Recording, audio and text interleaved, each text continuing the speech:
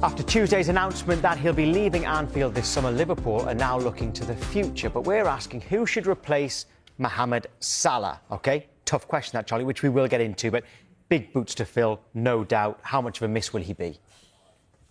For me, it's everything that he brings, the fear factor he brings. When you see number 11, Mo Salah, on Liverpool's team sheet, that's the fear factor that it generally brings to absolutely incredible. And we can talk about people that's going to come in to fill that position. It's not be able to fill the position due to the goals, but it's to be able to perform in the way Arne Slot and Liverpool want to perform going forward next season. We are going to go through these names in just a moment, right? But Steven Gerrard said that Liverpool need a box office signing to replace it. So before we go through the names, do you agree it needs to be box office? Absolutely needs box, because a player leaving Liverpool and leaving Anfield is box office.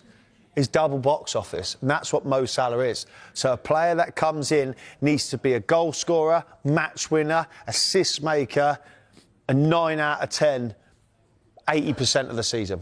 You're not asking for much, are you? But Mo Salah is. I'm not asking for much, but that's what Mo Salah has done for 9 years at Liverpool, right or wrong? Oh yeah. So if you're going to try and replace him, you need to replace him with that quality. You're going down the fans from yesterday's route, aren't you, by saying he's irreplaceable? No, I'm That's not. what everyone was saying yesterday. No, I'm not. The irreplaceable bit is the goals, the number of goals. I'm saying you've got to bring in someone or two players that are box office that can make that happen. I do agree that they need two right wingers, because there was no backup for Salah this season, not really. No. I do think that they need two, but let's go through some names, all right? Barcola, Bowen, Diamandi, Somerville's there. Steven Gerrard threw Somerville in, but he prefers to play on the left, maybe wants him anyway, and Michael Olise. Do any of those names stand out, and have you got any more to drop in? Michael Olise, for me, is the standout. What we've seen at Bayern Munich, he oozes quality, oozes class. His link-up play that he's been with Harry Kane is phenomenal. I know the German league is different to the Premier League, of course, but he is one of the standout figures. We can show you some stats, actually, which I think will back you up here. Yeah, and I think they'll back you up. He's got that aura about him for me. Well, there you go. Yeah, but there you go. Look at that. Look at. So yeah, he's played only one fewer game. Yeah, OK, a lot fewer goals, but more assists. And I know we're comparing. I know we're comparing Premier League and stuff, but he's got that aura. He's got that aura that brings composure. He's not scared. When he comes across the white line, he's ready to go. So I feel that he would be the one that's a standout for me. And the Georgian boy that plays for PSG. Kvaratskhelia. Him. Yeah, you didn't want to say He's so exciting. He's, for me, so exciting. Could Liverpool sign them both? I mean, that's a lot of money for one position. Why not? I'm thinking the backup. OK, backup for someone cheap, but we spent over 200 million on centre forwards, albeit I understand Alexander Isak's injured. But that is how important that position is. That's how important getting that position is right. Because we are losing Mo Salah. So you need box office. Michael Olise ticks that box. Double time.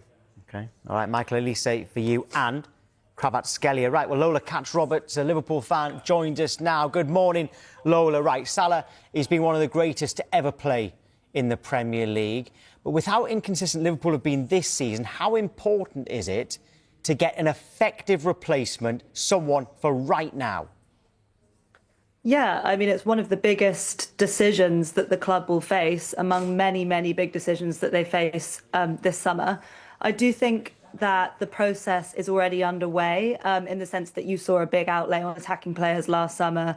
Wirtz, Isak, Ekitike, and Liverpool definitely have form for trying to replace players while they're still in the building. If you look at Luis Diaz, for example, he was the Sadio Mane replacement signed before Mane actually left the club. So I think the process has already begun. Obviously, those players don't necessarily play in Salah's position, but I think going back to what Charlie was saying before, it's about the goals. It's about finding a way to replace those goals. So they've already started that, but obviously it's a huge challenge and a huge decision. What about some names there? We've just thrown a few in. Have you got any others as well on who could come in the summer and replace him? I love Kvaratskhelia. I love him. He's absolutely terrifying. The Georgian boy, as Georgian boy.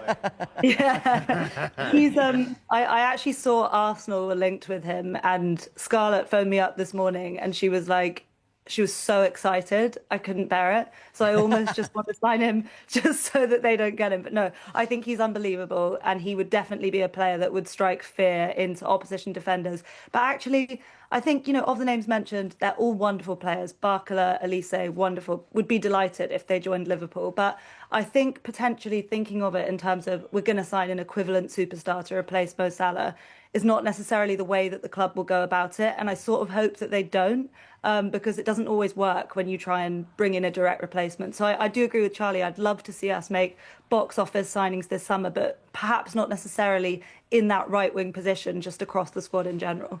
But also, as well, we have to remember, and fingers crossed, when he comes back from his injury and all that, we've got goals in the building. Like, we've got Alexander Isak. I know it didn't start off great and all that. He's effective throughout the summer.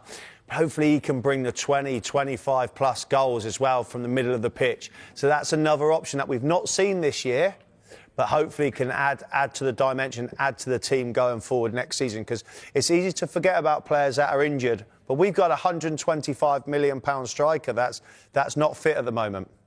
Yeah, absolutely. And it's one of the kind of few positives that I'm holding on to from this season, which has been very negative, is at some point before the end of the season, I will get to watch Alexander Isak play football for my club again. And that is hugely exciting. I still was in a position earlier in the season where I was seeing team sheets drop with his name on it, with Florian Wirtz's name on it, and getting excited. He's an unbelievable talent and a tormentor of Liverpool. Before we signed him, he used to always show up against us for Newcastle. So I think you're absolutely right. It's easy to forget. He's not been around. He didn't hit the ground running. But my God, what a player do we have on our hands when he is fit. There's just a message on the screens come up about Matthias Mane from Wolves. Now, he's been brilliant this season. What do you make of him as a potential? He's fantastic. I think the key thing that Liverpool need to look at, with the sort of replacing Mo Salah and generally upgrading in wide areas is pace. Fearlessness, directness, pace.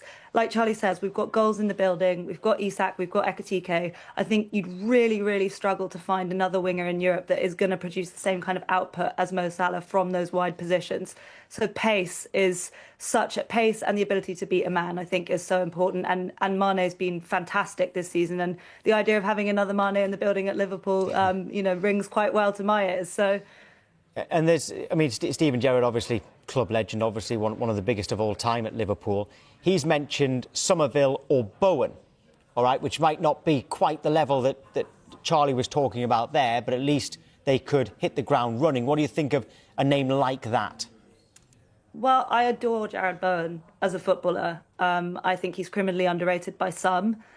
His output is really consistent in a team that has not been very good for a number of years. And he is quality.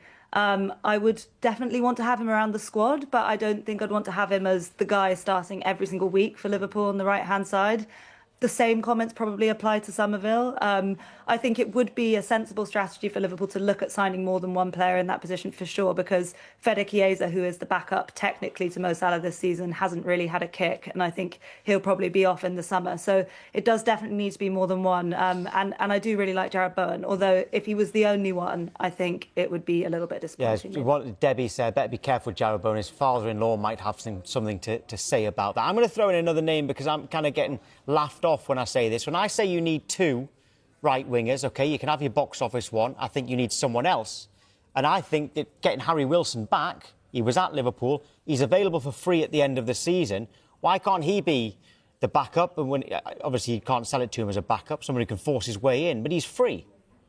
Yeah, I think that's not a bad shout at all. I enjoyed watching Harry Wilson when he was a young player coming through at Liverpool, and it was very touch and go whether he was, you always thought maybe he could be good enough to stay around and be part of the squad. And I don't begrudge him at all going on and kind of really, really flying in his career at Fulham. I think he's a lovely player. He's really technically sound, proven in the Premier League. He'd definitely be a good squad player. But I agree, Tom, you may have some difficulty selling it to him as being a squad player after, he's really gone and blossomed at Fulham. He's not selling it to me either, Lola, at all. Don't worry about that. Charlie dismissed it first thing this morning immediately. Great to see you, Lola. Thank you.